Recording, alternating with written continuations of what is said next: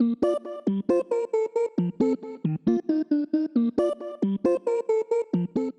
Partners for Development proudly presents What Do You Understand? A deep dive into the many facets of philanthropy and development. Experts in their field will discuss an aspect of their work that they understand particularly well.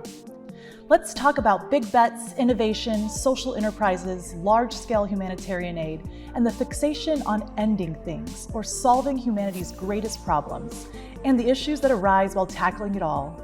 I am your host, Rhea Pullen, and my co-host is the Executive Director of Global Partners for Development, Daniel Casanova.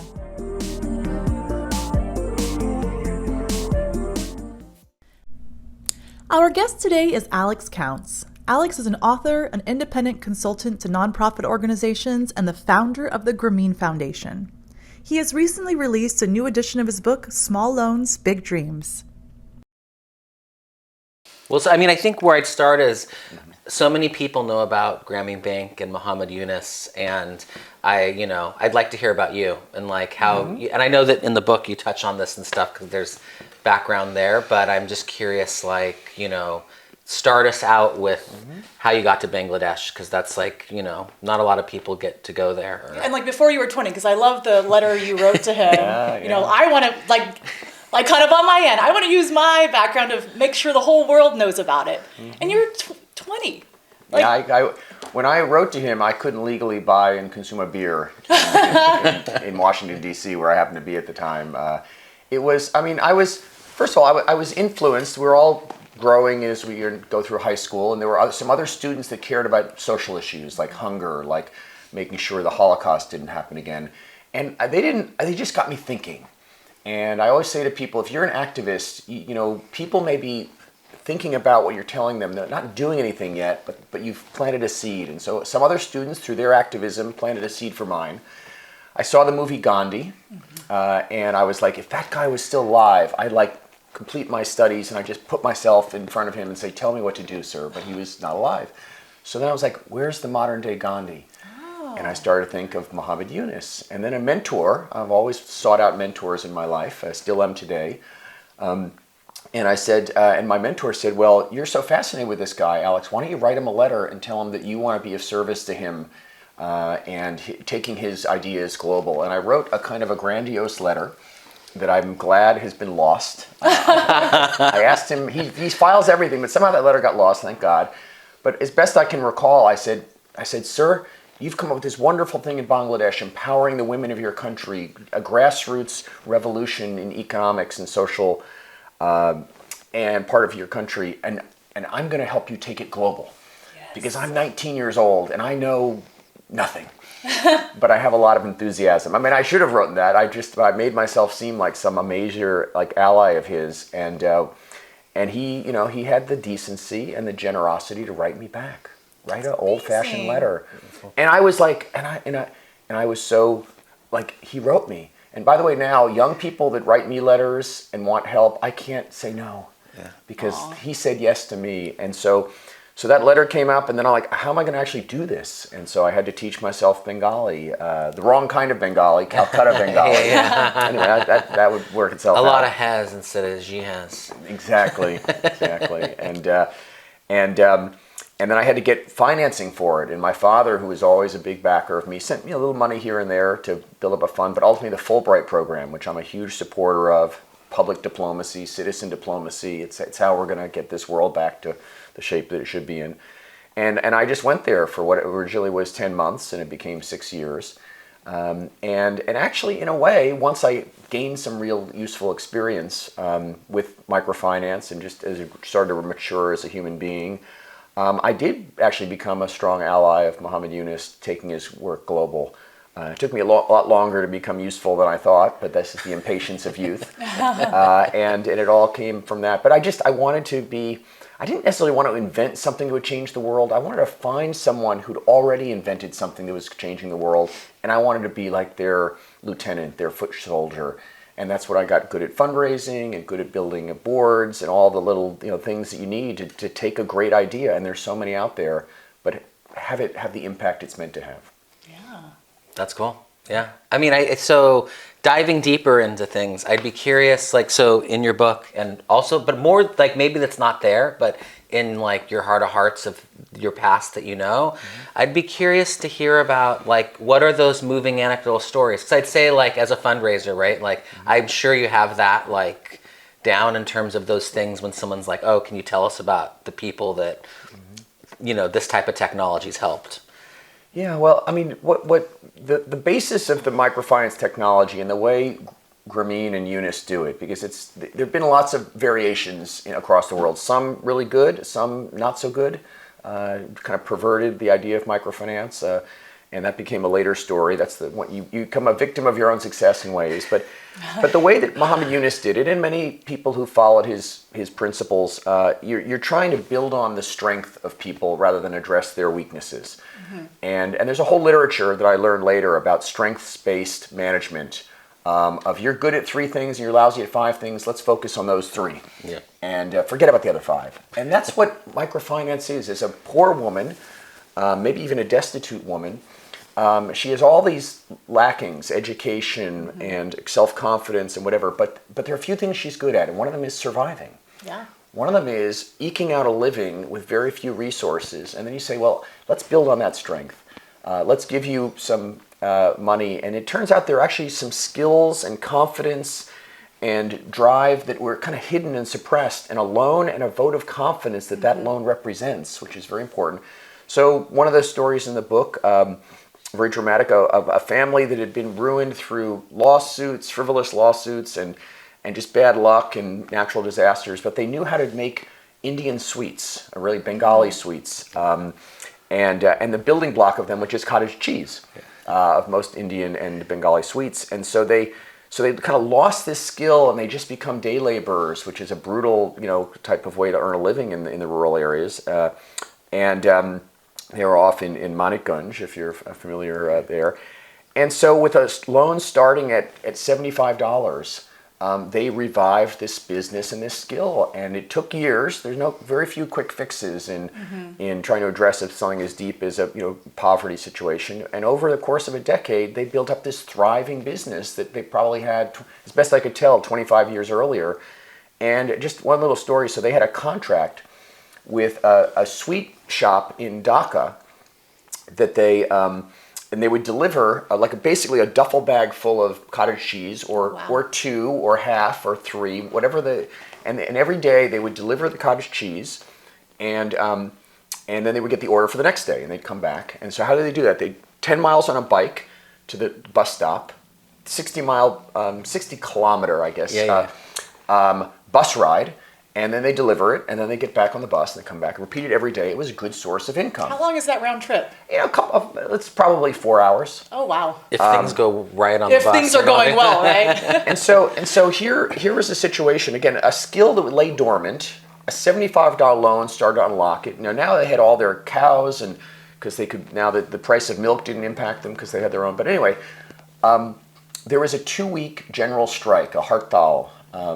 And so buses weren't running because the hooligans that were in favor of whatever party called it would beat up the bus drivers. Yeah. So finally I get back to the village, and I said, what happened? Did you lose the contract? Did they give you grace for not being able to deliver the cottage cheese? I mean, like a big duffel bag full of cottage cheese, is not, it weighs a lot. And they looked at me like, no. We just, instead of getting rid of our bikes at the bus stop, we would just bike on 60 kilometers to Dhaka to deliver that, and then we'd bike back. And so instead of taking the bus, we would do that, and every day for 2 weeks. This was the father and the son of the. Wow. So that level of entrepreneurship and dedication to a business. Once they had that, and it all got unlocked. A family that was just day laborers scraping by. Next thing you know, a thriving business that again they're keeping a contract despite everything conspiring against them. And these are stories, and also in the United States, where I followed microfinance, early efforts to get it going there, and that same drive and determination and latent skills being invested in, and then people, you just wake up a couple of years, and a person and a family you don't recognize them because they're thriving where they used to be barely surviving. You've said something that I actually wrote down and listened to again about how we grossly underestimate the capabilities of the poor. Yeah. And I've seen that so much just in the work I've been doing the last year, just because I think I had my own preconceived notions of poverty and the poor before I moved over to the sector, just growing up quite privileged, And when you said that, and because of I've seen it also just traveling, what kind of awareness do we need to give to people? Because I think there is this misconception that they're not as capable or as smart. And I think you have completely debunked that. And just how can we spread that kind of awareness? Well, I think, first of all, we don't have a lot of contact with people living in conditions of poverty if we're not ourselves. Some do, but most of us don't. And so we put onto them, like we think about, well, what if I had no education? And what if I didn't have these advantages? Like I'd be in pretty bad shape. And that's what must be, and the way Muhammad Yunus created Grameen Bank, he wasn't trying to create a bank. He just went out when he was not teaching at Chittagong University into a nearby village and just had like thousands of conversations with local people about their lives, not trying to lecture them about what they should be doing. Just tell me about your life. How do you make ends meet? Tell me about your children. I mean, he would encyclopedic knowledge of all these families and the names of their children and grandchildren just through all these. So he had that exposure and he got the reality check. And the truth is that if any of the three of us were to be plopped down into without access to our credit cards and our connections and our whatever, and you were to bring us down and then imagine the language issue isn't a barrier and you say, okay, go survive. Oh, my goodness. And you'd look around and you'd see people with the same access to resources you had, kind of making it work, and we would fail horribly. Completely. So that's the reality, is that people are highly skilled jugglers. They have like 3 businesses, and they like do one business for 2 weeks, and they realize, oh, market's going bad on that, we'll do this other one. And there's a great video that the person who taught my course at University of Maryland used it, and I wasn't going to use it, and I watched it. It was incredible. It's called Living on $1. 3 college students went to Guatemala, and they basically mimicked what it would be like to live on $1 a day, which a lot of the world, 1 billion people do. And they said one of the things is they said living on $1 doesn't mean you get $1 a day. It means you get $4.002001, and it's unpredictable. Yeah. And they spent a whole summer doing that, and they filmed it. And they almost they were wrecks. And they finally then got the hang of it by the end of the summer, and they planted some whatever, and they realized that maximize their caloric intake, which was limited, but they should eat this type of food. But like they basically caught up with the poor people of Guatemala and how to actually live on $1. It's an acquired skill. And it was interesting. They were kind of skeptical about microfinance. They said at the beginning of the documentary, and it turned out a program modeled on Grameen that was operating in the next village where they settled in, run by, at the national level, a friend of mine. They realized how important that was, and how the poor people, why some of them were kind of getting ahead, and it was that a couple of years before they arrived, and it's on Netflix. It's really worth watching. Okay.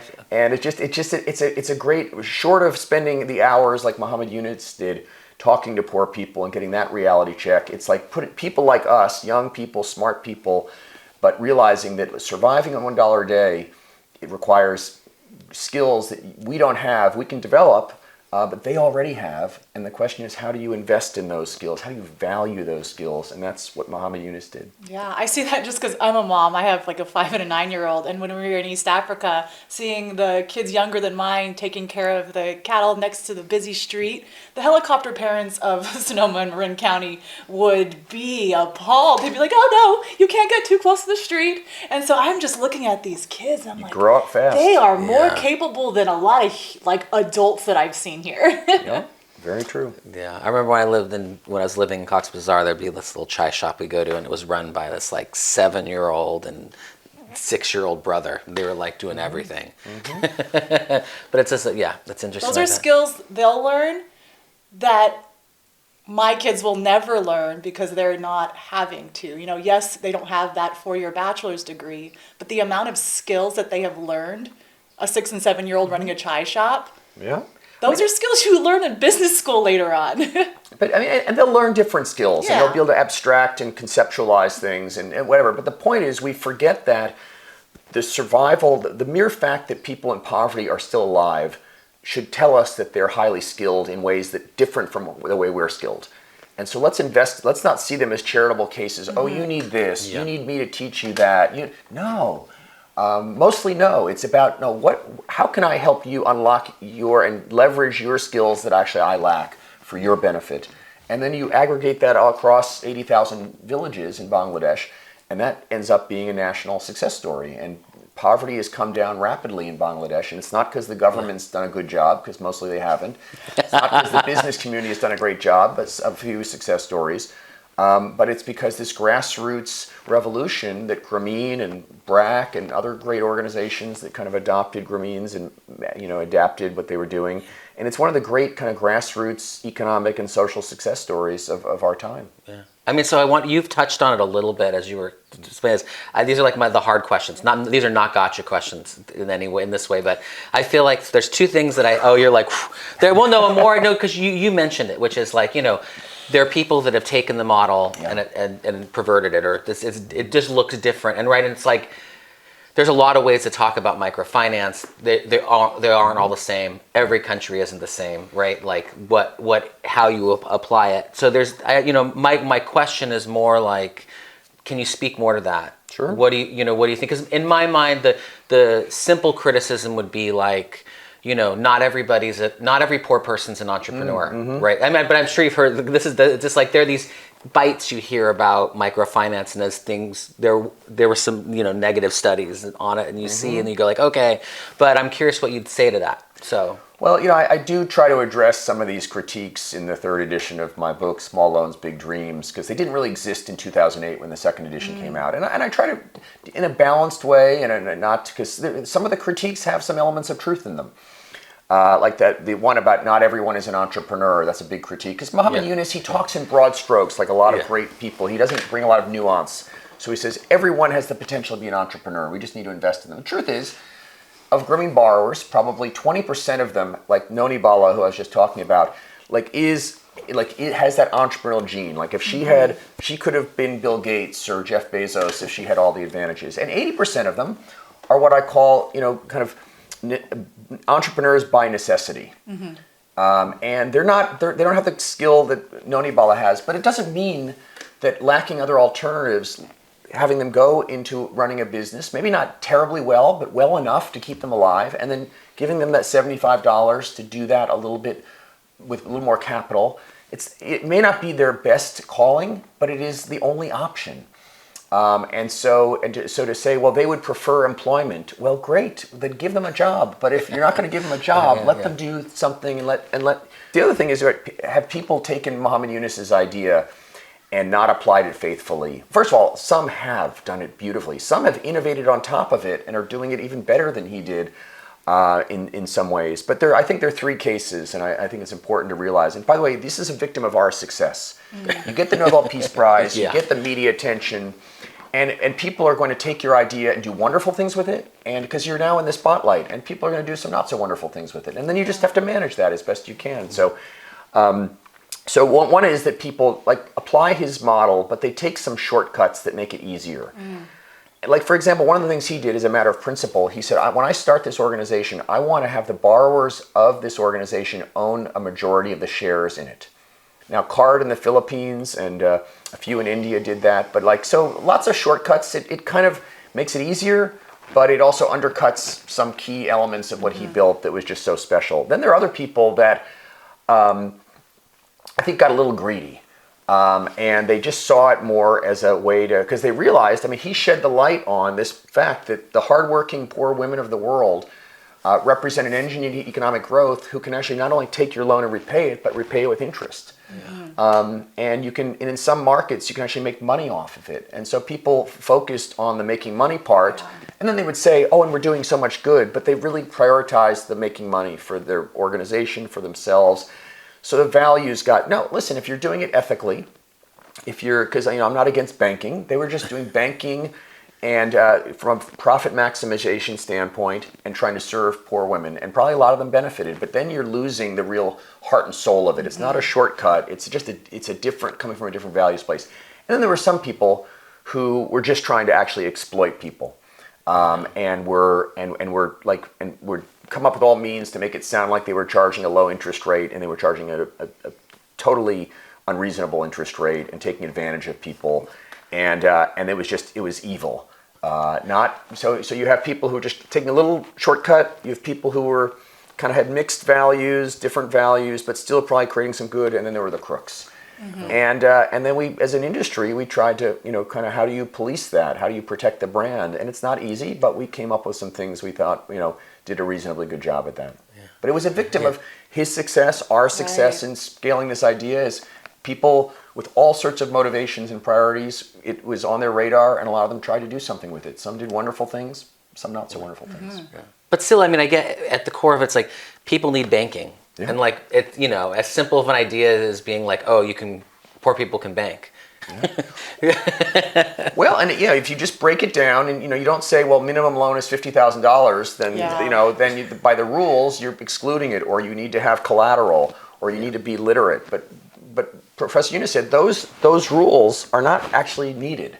They're convenient, they're traditional, but they're not actually relevant if you just create other ways to let people participate. So he re-engineered banking to be relevant to the poor women of his country.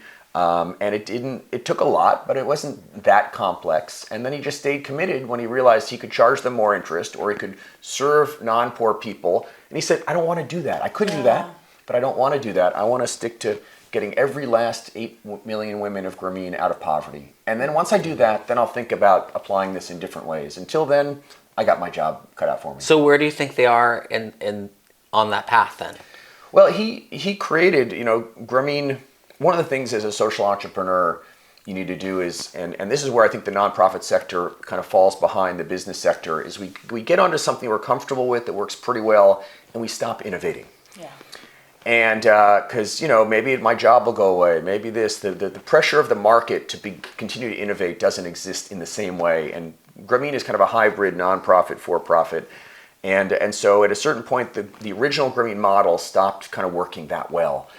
And there was criticism. There was a front page article criticizing on the Wall Street Journal, which was wrong in a lot of ways, but right in some ways too. And so Professor Yunus, by that point, he was reinventing the Grameen methodology, and so he what we ended up calling Grameen 2. Yeah. And it de-emphasized peer pressure on people, which can in some cases become a negative force in a village. It prioritized savings, and one of the things he did is he came up with a kind of a 5-star rating system for branches, and 3 of the things were around how their financial performance as a branch, and 2 of them were around is every child of every Grameen borrower in school, 100%. That's how you get your 4th star. Wow. And 5th star is every borrower in that served by that branch, might be 3,000 or 4,000, is out of poverty. And they created a simple checklist about whether they were out of poverty. And every year they would do an audit, and they would say, we're getting closer. We have a few poverty-free groups of 5 women, and then a few villages, but not everyone. And so that became an accountability mechanism. And last I heard, maybe 60% of the borrowers were out of poverty using their kind of checklist. Some of the rest were just new borrowers; they hadn't had the chance yet, and so they were making, the percentage was going up every year. But the main thing is they measure it, because and that's where some microfinance groups that didn't quite follow took the shortcuts. They just said, well, if the people are repaying their loan, they must be doing well. Maybe yes, maybe no. Yeah. But Muhammad Yunus didn't want to take that for granted. He wanted to say, no, let's. Do they have a tin roof, a roof that keeps them dry in the monsoon? Are all the kids in school? Do they have 3 nutritious meals a day? And then he would literally ask every borrower that every year. 8 million women, he would ask this question, because you measure what you value and you value what you measure. And so that's where he didn't want to take it for granted that a client who was fulfilling their responsibilities to the bank, were they also fulfilling their responsibilities to their family to get out of poverty? Maybe yes, maybe no. Let's check it out. Yeah, that's cool. I like the focus on women. I always say, since I took a break from using my MBA because I became a mother, and what you were saying, that women will do what they need to survive and to take care of their children. Mm-hmm. And so I see that, and I heard that the focus on women will actually more benefit the family unit as opposed to the man taking control of the finances. How much have you seen in that of like the percentage of the borrowers? Is it mostly women? Do you mostly focus on women? And what is the percentage of women to men? So Grameen, I mean, first of all, women have. I just think, on average, there are exceptions.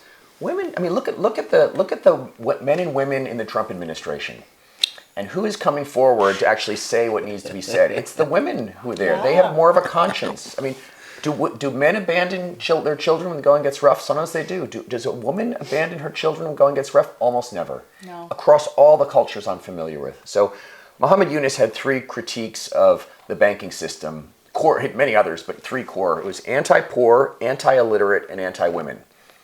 And so he said, I'm going to make it so if you're poor, we prioritize you. If you're illiterate, we'll figure out how to make that work. And 50% of the borrowers should be women. Half and half. Same like that was the V1 of Grameen. That was where it started. And then he realized that when a man makes a profit in the business, the profit goes, some of it to the family, some of it back in the business, some of it to kind of conspicuous consumption, so he can go in front of his male friends and seem like he's like doing well and have a nice watch all this, and maybe alcohol and maybe whatever. And with the women, on average, when she earned a profit, almost all of it went into either growing the business or into the health and education and nutrition of the children. She had a strategy for how does poverty stop with this generation. And she might not be able to articulate it in like a very sophisticated way, but like that was like her number one priority.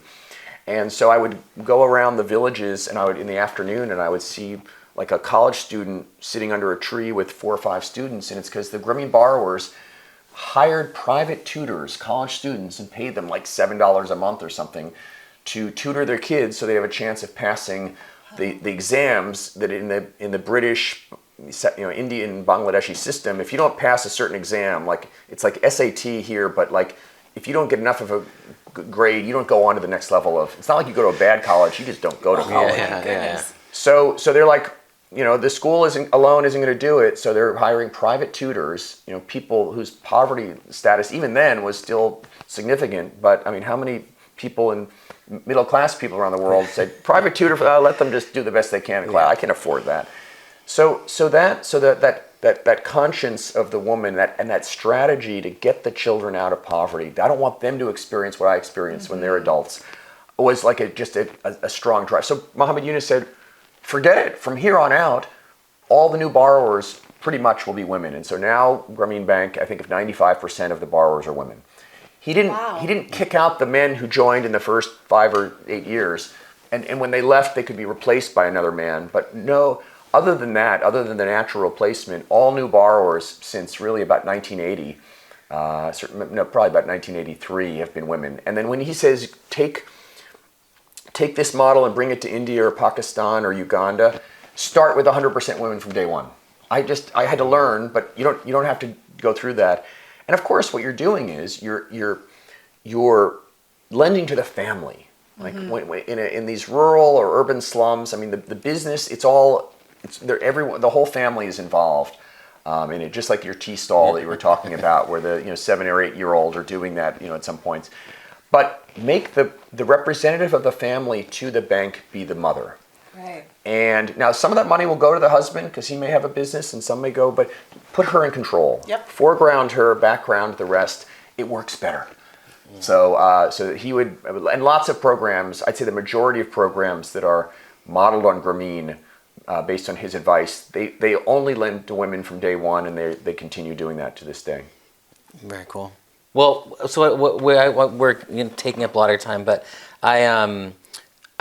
in prefacing this interview, I talked about the thing we want to hear from people. So I don't know if right now, if there's something, as you teach, maybe there's something you feel like when you have had a class of students, there's this thing that you want them to know or understand.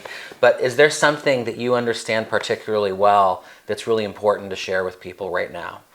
Well, I think at its core, we get overwhelmed with the problems facing society. And then we kind of get into a sense of whether it's the political crisis in the U.S., whether it's bullying, whether it's kids in foster care aren't being taken care of. These are things, climate change, poverty, and we get overwhelmed, and we just say there's nothing that can be done, and we get kind of hopeless and demobilized. And the other side of that I talk to people about in the context of microfinance, nonprofit management, is there are a ton of solutions out there to all these problems, and more coming up every day. And people that come up with them, some of them it's with a profit motive, and that's okay. That's okay. It's a powerful force. But I'm trying to sell these books. I'm not giving them away that I've written and all. But some of them have just tried to invent these things, whether it's clean water or whatever. They're trying to, because they want humanity to do better. Like they're okay. They've got some economic base, but they see pain around them, the pain of the planet, the pain of the world's women, the pain of people who have disabilities, and they just let's solve that. Let's invent something.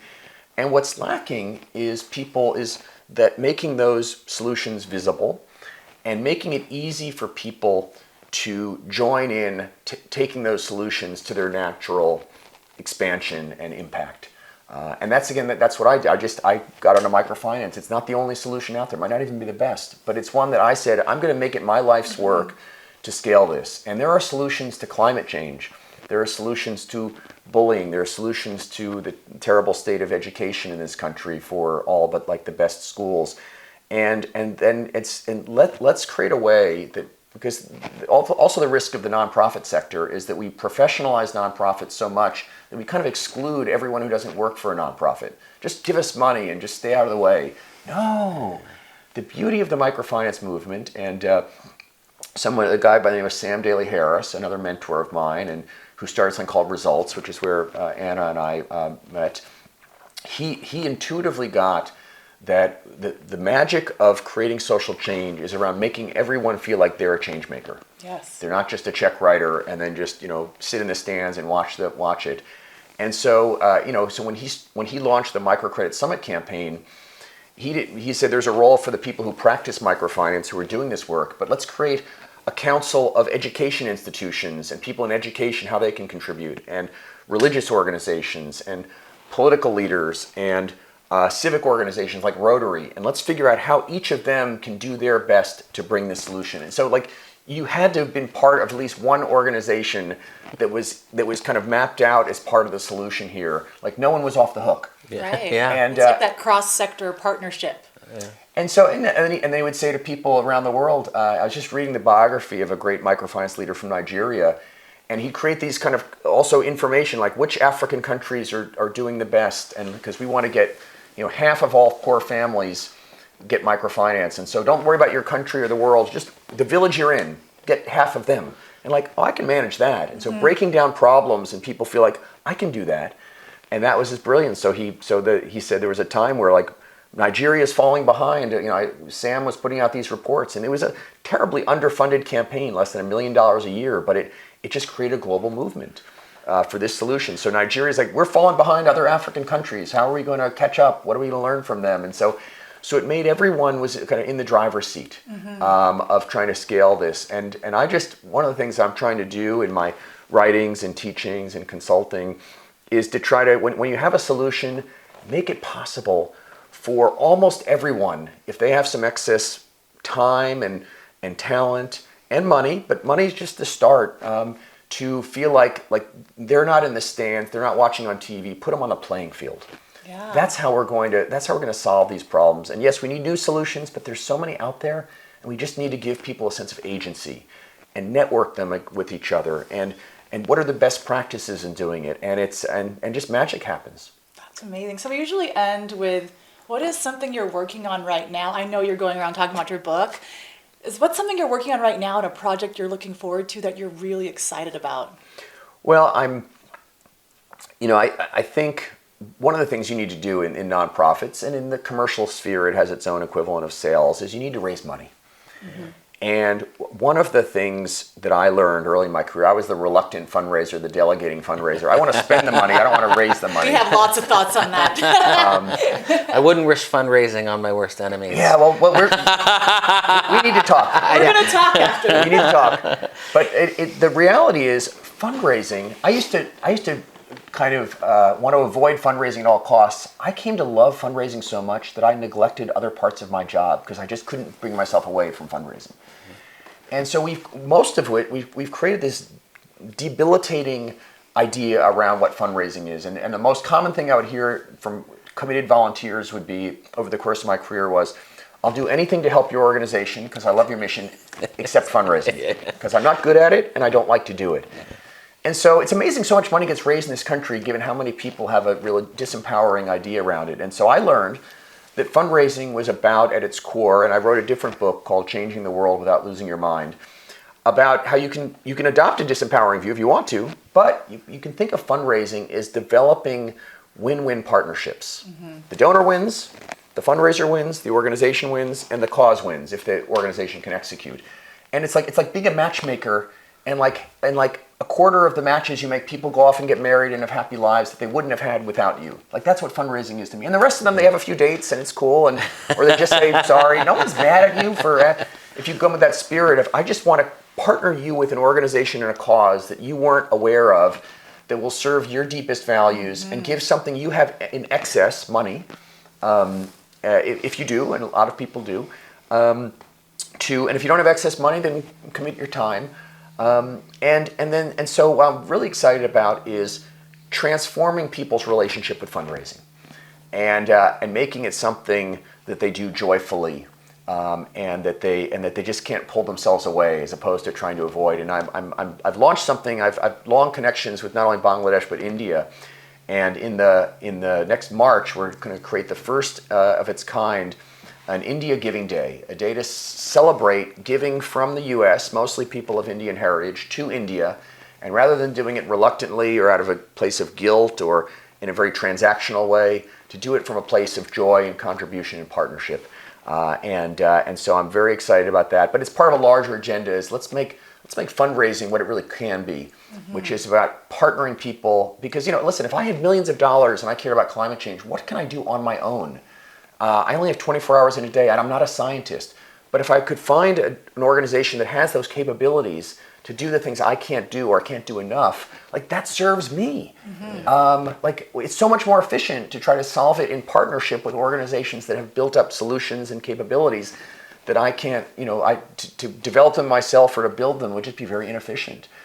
And so I'm trying to create some new ideas around fundraising, and the people that take this idea on, some of them, they come back to me 6-12 months later, like, I'm raising a lot more money, I'm having a lot more fun doing it, like, it works, and I've come up with some ideas that are even better than yours. Go, tell me what they are. We'll come back to you in a year, and I really hope to have the same story.